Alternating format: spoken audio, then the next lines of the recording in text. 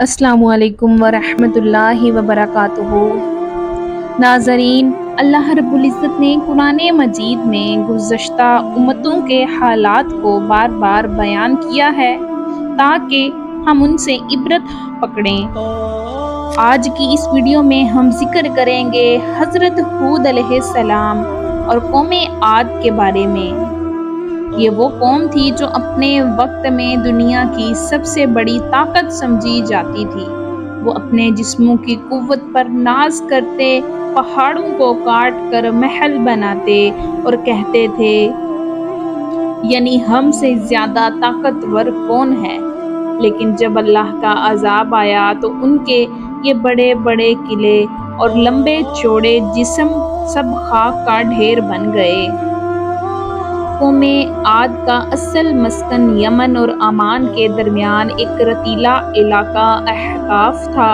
یہ لوگ زراعت، تعمیرات اور تجارت میں آگے تھے۔ وہ بڑے بڑے ستونوں والے محلات بناتے تھے، اسی لیے قرآن میں انہیں کہا گیا ہے، یعنی قوم عاد ستونوں والی عمارتوں والے۔ ان جیسی کوئی اور بستی دنیا میں نہیں بنائی گئی۔ ان کے پاس طاقت تھی، مال تھا، خوشحال زندگی تھی، لیکن ساتھ ہی ان کے دلوں میں غرور، ظلم اور شرک پیدا ہو گیا۔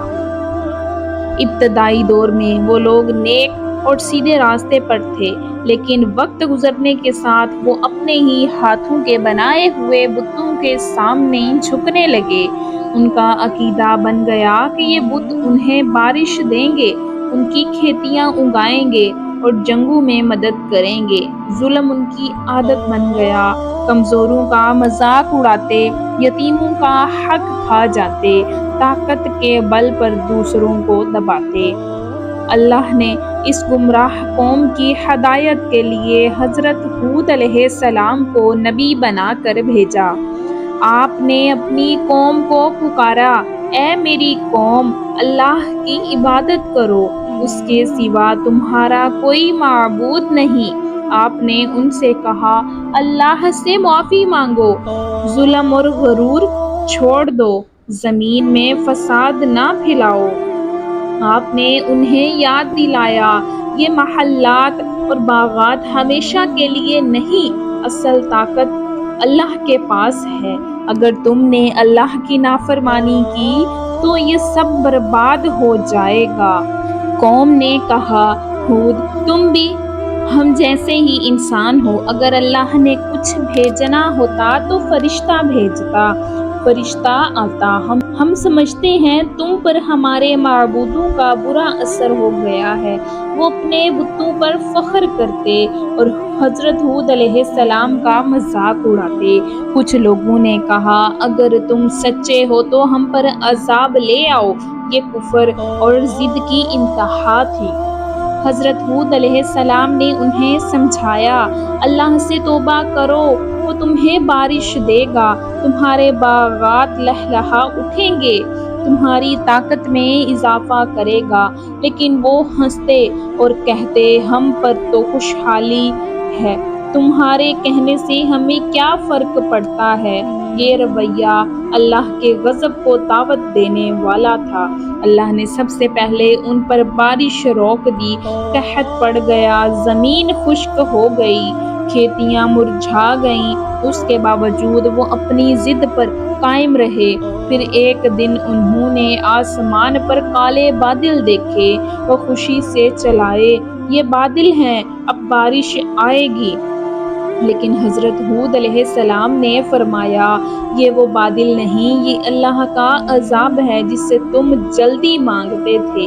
اور پھر ایک دن خوفناک آندھی آئی جو 7 راتیں اور 8 دن مسلسل چلتی رہی۔ یہ طوفانی ہوا ان کے محلات کو زمین بوس کر گئی، ان کے لمبے چوڑے جسم ریت میں ایسے گر گئے جیسے کھجور کے سوکھے تنے۔ قوم عاد صفحہ ہستی سے مٹ گئی۔ اللہ نے صرف حضرت ہود علیہ السلام اور ایمان والوں کو بچایا۔ آج بھی احقاف اور یمن کے بعض علاقوں میں ان کے کھنڈرات اور نشان باقی ہیں جو اللہ کے عذاب کی گواہی دیتے ہیں۔ تو پیارے ناظرین، اس واقعے سے ہمیں یہ سبق ملتا ہے، غرور اور طاقت انسان کو ہلاکت کی طرف لے جاتے ہیں۔ شرک سب سے بڑا جرم ہے۔ نبی کی بات کو جھٹلانے والا کبھی کامیاب نہیں ہوتا۔ دنیا کی دولت اور محلات فنا ہو جاتے ہیں، باقی صرف ایمان اور نیک اعمال ہے۔ ناظرین، یہ تھی حضرت ہود علیہ السلام اور قوم عاد کی داستاں۔ ایک ایسی قوم جو دنیا کی سب سے بڑی طاقت سمجھی جاتی تھی، لیکن جب اللہ کا حکم آیا تو ایک ہوا کے جھونکے نے انہیں زمین بوس کر دیا۔ اللہ تعالیٰ ہمیں ان واقعات سے سبق لینے، غرور سے بچنے اور ہمیشہ عاجزی کے ساتھ ایمان کی زندگی گزارنے کی توفیق عطا فرمائے۔ تو مجھے امید ہے کہ آپ کو یہ واقعہ پسند آیا ہوگا۔ اگر آپ کو یہ واقعہ پسند آئے تو کمنٹ میں اپنی رائے کا اظہار ضرور کیجیے گا۔ میرے چینل کو سبسکرائب کر دیجیے گا۔ ہمیں دیجیے اجازت۔ اللہ حافظ۔